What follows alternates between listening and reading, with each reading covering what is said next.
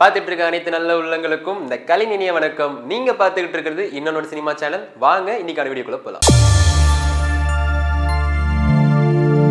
தனுஷ் அவங்களுடைய கடைசி திரைப்படம் ராயன். இது ஆடியன்ஸ் கிட்ட ஒரு மிக்ஸ்டு ரெஸ்பான்ஸ் பெற்றுச்சுன்னே சொல்லலாம். அவங்களுடைய 51வது படமா குபேரன் படத்துல தனுஷ் அவர்கள் நடிச்சுக்கிட்டு இருக்காங்க.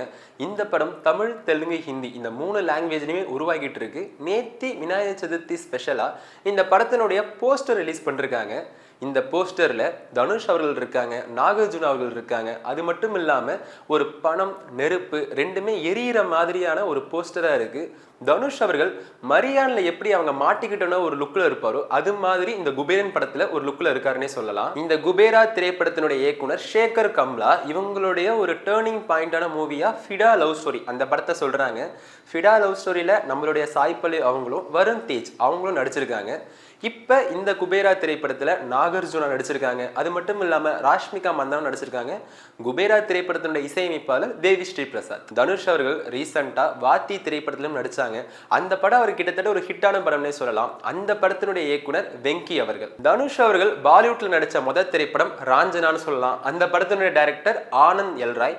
கிட்டத்தட்ட ஒரு 10 வருஷத்துக்கு அப்புறம் அந்த ஒரு காம்போ ஆனந்த் எல்ராய் சாரா இருக்கட்டும், தனுஷ் சாரா இருக்கட்டும், ஏஆர் ரஹ்மான் சாரா இருக்கட்டும், அவங்க அப்படியே இன்னொரு படம் நடிக்க போறாங்க. அந்த படத்தினுடைய ப்ரோமோ கடைசி வருஷம் விட்டுருந்தாங்க. அந்த படத்துக்கும் ரசிகர்கிட்ட எதிர்பார்ப்பு அதிகமா இருக்குன்னே சொல்லலாம். நீங்க எந்த படத்துக்கு ரொம்ப ரொம்ப ஆர்வமா இருக்கீங்கன்னு கீழே கமெண்ட் பண்ணுங்க. தொடர்ந்து இது மாதிரி வீடியோக்களை பார்க்க இன்னொரு சினிமா சேனலை சப்ஸ்கிரைப் பண்ணுங்க.